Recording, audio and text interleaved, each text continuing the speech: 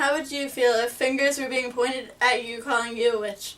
This is exactly what was happening in Salem, Massachusetts in the spring of 1962. My interest in the Salem witch trials grew when I visited Salem last year and had the opportunity to take a tour around the area where the trials happened. My tour guide was Wiccan and very knowledgeable about the history of Salem and the witch trials themselves. I have some photographs of Salem for you to look at during my presentation.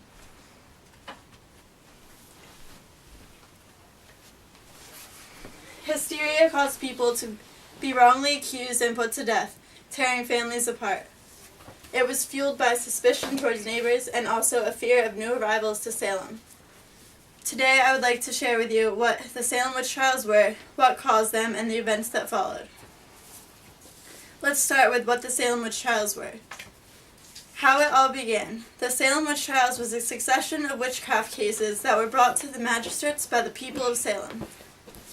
The trials began in February of 1962. This is when the first 3 people were accused by the afflicted children. The belief of the devil was strong. The people of Salem had great fear in witches and the devil. Let's look at what caused the trials to happen.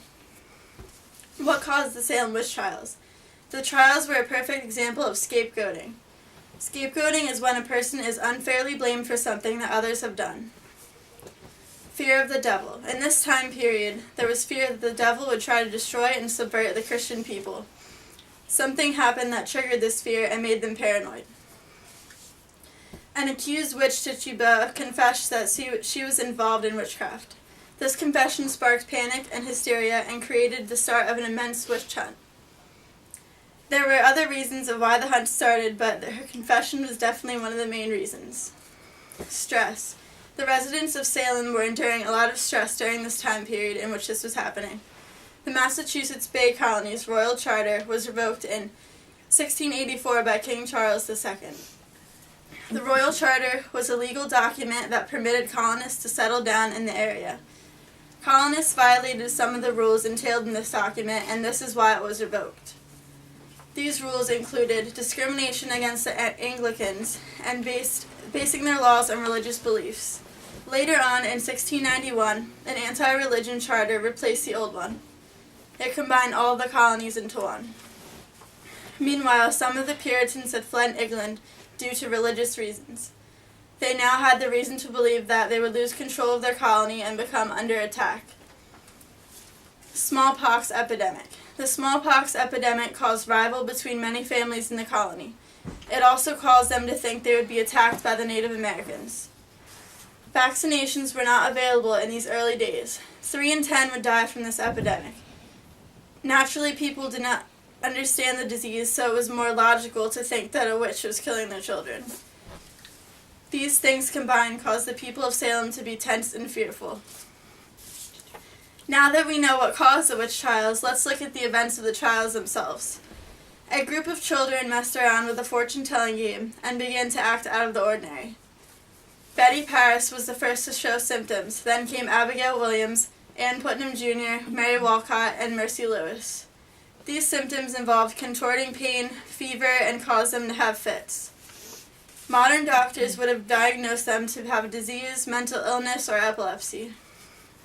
Those who went to trial. The Salem witch trials were held in the courthouse in Salem.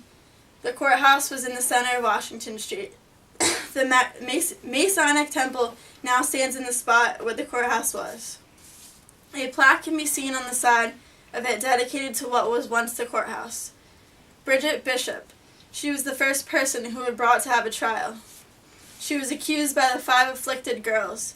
They had claimed she had hurt them and tried to make them succumb to the devil. Bridget was the first victim of the witch trials. She was hung near Gallows Hills on June 10, 1692. The ending of the witch trials. The use of spectral evidence was declared unacceptable. Dreams and visions were easy to make up and, of course, could not be proven. Items that were said to be possessed could not be proven either.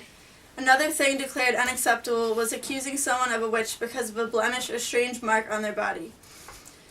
September 22nd was when the last 8 people were hung. There were 52 people remaining in jail, and most of them were found not guilty because of any lack of actual evidence. In conclusion, the witch trials was a trying time for the people of Salem. Many innocent people were accused and put to death. Paranoia and fear spread and caused innocent people to be accused of witchcraft. People were accusing others to take attention away from themselves.